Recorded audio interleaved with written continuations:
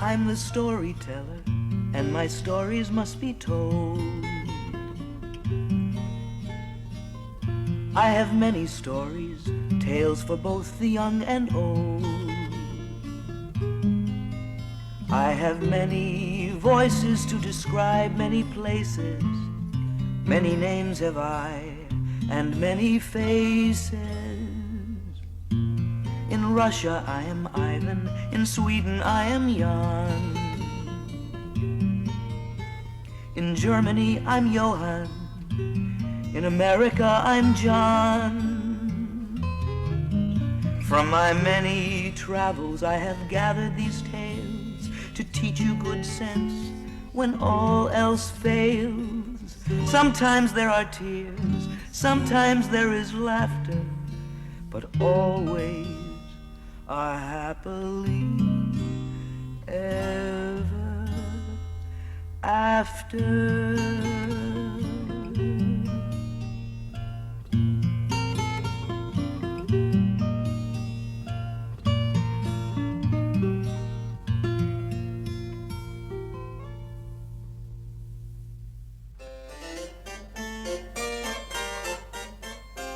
Long ago and far away, there was once a man who was rich beyond measure. He had all that he desired. But if anyone asked him what were his 3 most treasured possessions, he would answer, his 3 charming daughters. His daughters possessed everything: health, wealth, and happiness. They were all devoted to their father, who denied them nothing.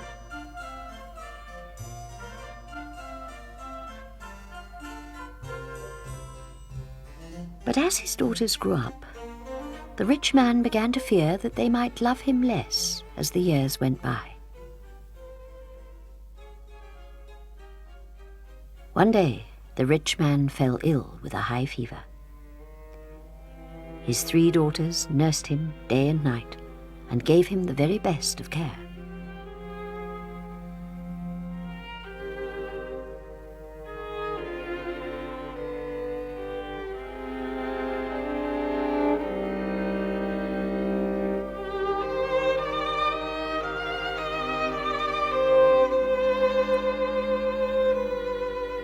Then, one evening, the rich man woke from a feverish dream, and in great distress he rang for his daughters. They came quickly to see what he wanted. The eldest daughter offered her father a pillow, but the rich man didn't want it. The youngest daughter offered him a drink, but again the rich man shook his head.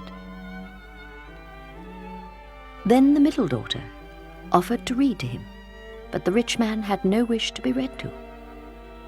So what did he want? The rich man beckoned to his youngest daughter. He wanted to know how much she loved him.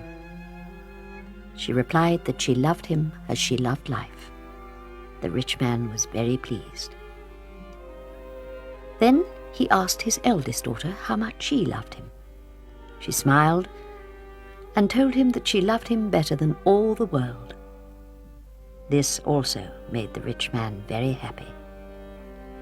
Then he turned to his middle daughter and asked how much she loved him, but when she declared that she loved him as fresh meat loves salt, he was very angry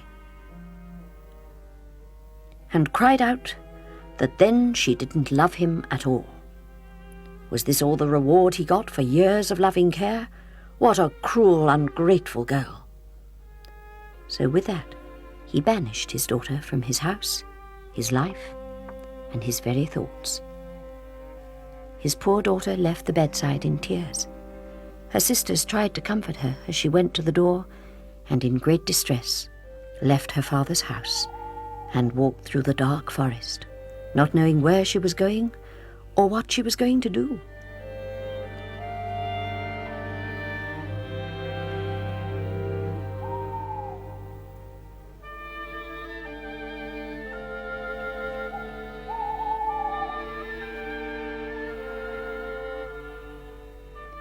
At last, she stopped to rest. Too tired and unhappy to walk another step, she sank down onto the ground and curling up, it wasn't long before she fell asleep.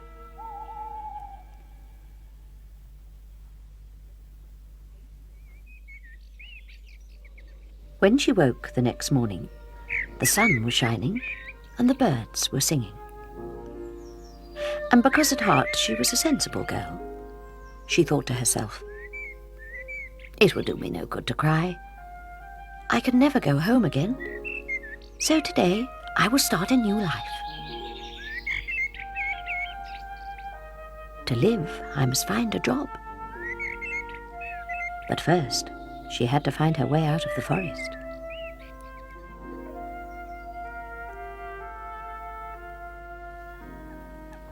She walked on until she came to a great lake. The water looked cool and inviting, so she decided to rest there.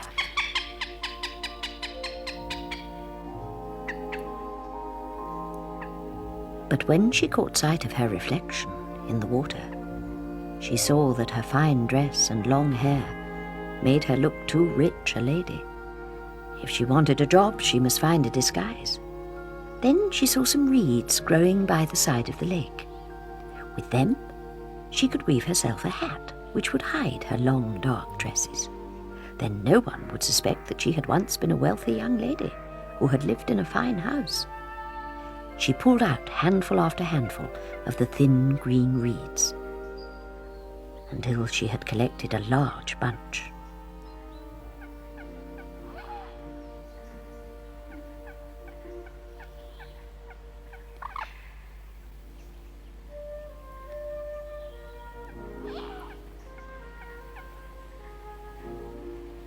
But she still needed something to hide her fine dress. What could she use? Then she saw, lying in the hollow of an old tree, some sacks that a woodman must have left behind. She shook them out. There were 3 altogether. That would be plenty for her to make a disguise with.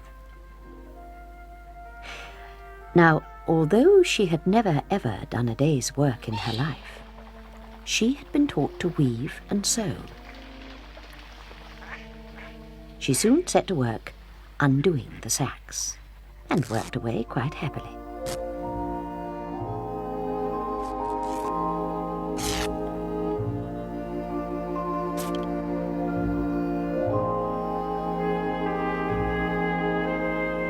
Soon she had shaped an arm.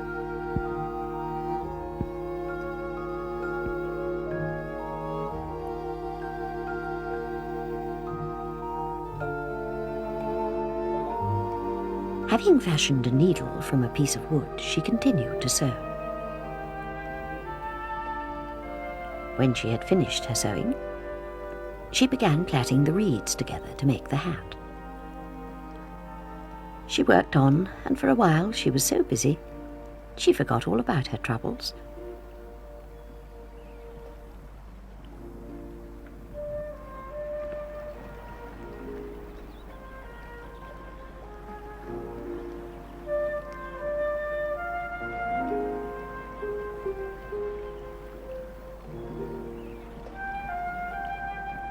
At last, the hat was finished. She tried it on. It fitted perfectly, and there was plenty of room inside it for her to hide her hair. When the hat was in place, she tried the rest of her disguise on. The sack coat did indeed hide her fine dress. No longer did she look like a rich young lady. Now she looked like a poor girl in need of work.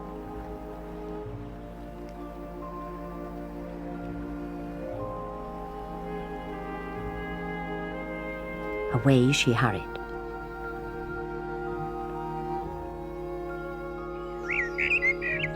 She had not walked far when she came to a great house. It was such a grand house, she was sure they would need many maids there. So she walked bravely up to the front door. She did so hope they would give her a job.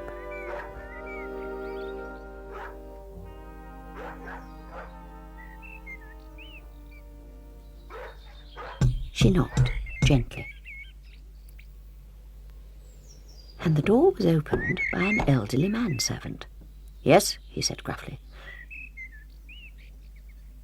"Oh, excuse me, but I wonder if your mistress has need of a maid? I will do any work.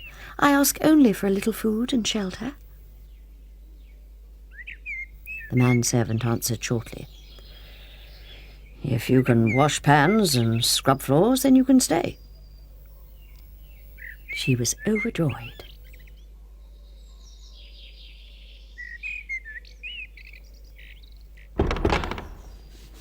So she stayed and worked hard for her keep. The floors had never been so sparkling clean, and the pots and pans had never shone so bright. And because none of the servants knew her name, they called her Caparushes, after the hat she always wore.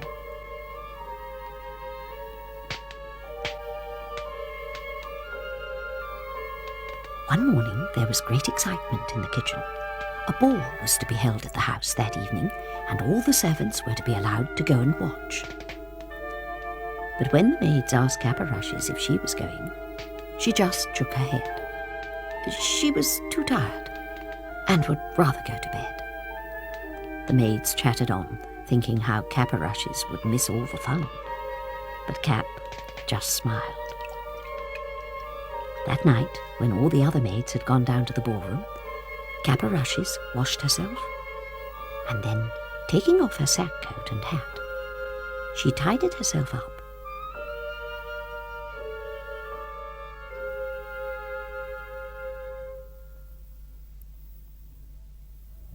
And off she went to the ball. The ball had already begun. The air was filled with music.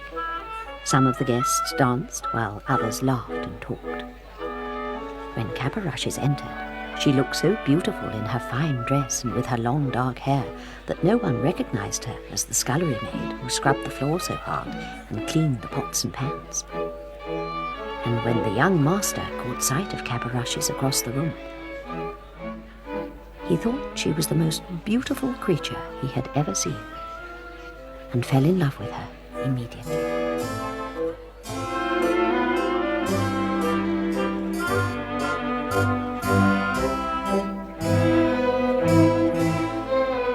Caparushes looked radiant, for she so loved to dance, and she did find the young man quite enchanting.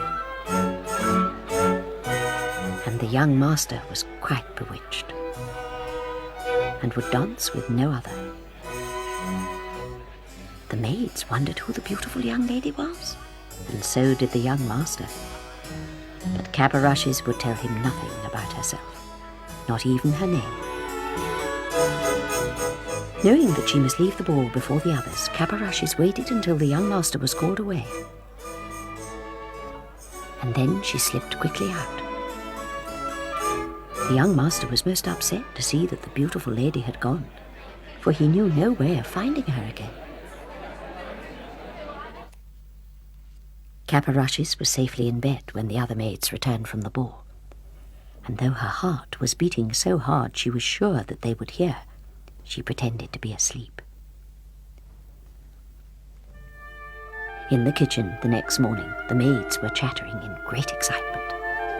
Caparushes listened as they talked about the beautiful young lady who had danced with the young master all evening. No one, not even the master, knew who she was or where she came from. There was to be another ball next week. Perhaps she would return then. Caparushes said nothing, but smiled. The evening of the ball came round again.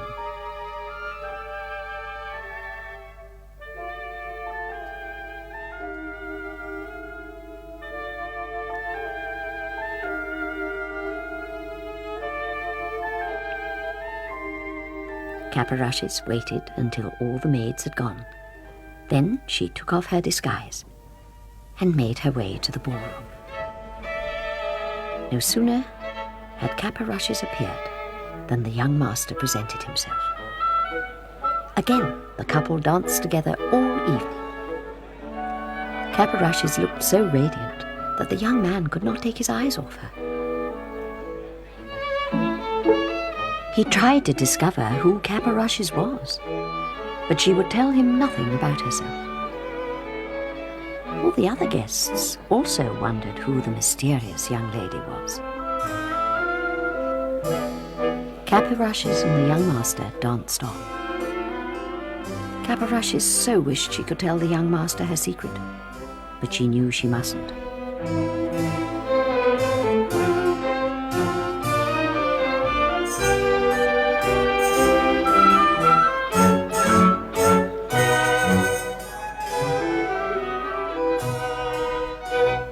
The maids watched and giggled. They'd certainly have something to tell Caporushes in the morning. At last, Caporushes and the young master stopped dancing. Suddenly he took off his ring and said, "Take this as a token of my love. Please, I must see you again." And just as he was hoping she might tell him her name, someone called to him, and Caporushes slipped away. The young master was very unhappy when he discovered the beautiful lady had disappeared again. Where, oh where, would he ever find her? That night, when Caporushes was safely in bed, she gazed lovingly at the ring, for she too had fallen in love with the young master. But she could do nothing. The young master searched everywhere for the young lady, but no one had seen her. In his despair, the young man took to his bed, and each day grew weaker and weaker. There was great sorrow in the house. When Caporushes heard of the young master's illness, she came quickly to the cook and asked if she might help. "Make some soup for the master," said the cook. Caporushes, happy to do something, prepared some vegetable soup for the young master. Somehow she had to get a message to him, for she could not bear to think of him dying of a broken heart. Busily she worked away, and soon the soup was cooking. Now she knew what she must do. When no one was looking, she quickly took out the master's ring. Knowing there was no other way to get a message to him, Caporushes dropped the ring into the soup, and then took up the tray. She gave the tray to the cook, who was to take it up to the young master's room.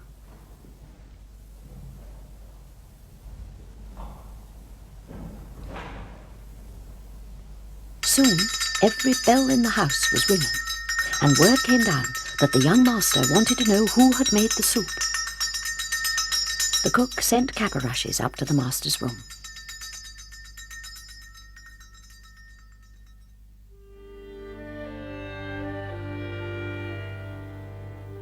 The young master was sitting pale and listless in a chair when Caporushes entered. "Come closer," ordered the young master. "Did you prepare the soup?" he asked. "Yes," said Caporushes. "Then where did you get this ring?" Caporushes said very softly, "The person I love gave it to me."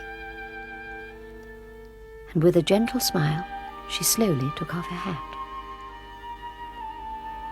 The young master couldn't believe it, for before his very eyes, the little scullery maid was turning into the beautiful young lady. All the time he had been searching for her, she had been under his very own roof. At last, he had found his true love, and never again would he let her out of his sight. It made no difference to him if she were a scullery maid or a princess. They would never be parted again.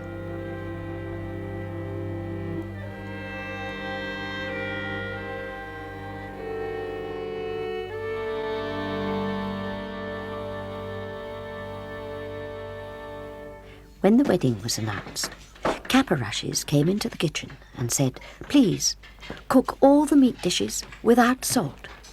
The cook was shocked. "It'll taste awful," she said, for everyone knew that meat needed salt. But she did as Caporushes said. The wedding went as planned, and the young couple looked radiant. Now all the rich and important people of the district had been invited to the wedding. The young master had also invited the rich man and his 2 daughters, little knowing that he was Caporushes' father. The rich man did not know who the mysterious bride was until he arrived at the wedding. Caporushes' sisters were delighted to see her again. The rich man said nothing in front of the other guests, but he had not forgiven his daughter.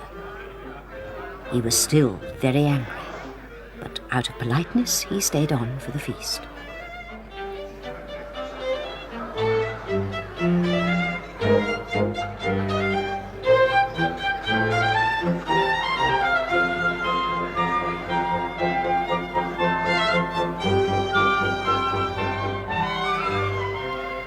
Poor Caporushes did so want to be reunited with her father. Just then, the young master rose and proposed a toast, when suddenly sobbing was heard. It was the rich man. All the guests stared. "What's the matter?" one asked. "Oh," cried the rich man, "I once had a daughter who I loved, and when I asked how much she loved me, she said, 'As fresh meat loves salt.' I cast her out, but now I understand what she meant." Caporushes tried to comfort her father, and seeing him so unhappy, she too began to cry. "Do you forgive me?" he sobbed. Caporushes nodded, and the young master now understood the reason for his wife's secrecy. So Caporushes was at last reunited with her family.